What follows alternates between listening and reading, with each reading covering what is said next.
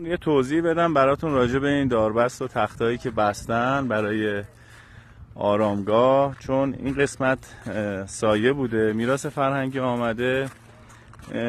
مثلا قسمت هایی که سایه بوده، سنگا آسیب دیده، داره تعمیر میکنه. مثلا تو زمستون خیلی آسیب پذیر بوده و چهار طرفشو میتونستن داربست ببندن، نبستن به خاطر اینکه بازدید کننده ها میبینن و این آرامگاه رو حداقل سه ضلعشو ببینن، دوباره داربستشون رو عوض میکنن، میچرخن این سمت و یه خورده با مرمتم طولانی هستش. باید با حوصله این بنا حفظ بشه و خیلی با احتیاط دارن کار میکنن. یه تشکر ویژه‌ای میخوام بکنم از میراث فرهنگی که مرمت آرامگاه کوروش بزرگ رو داره انجام میده و خیلی باعث افتخاره. ممنونم ازشون.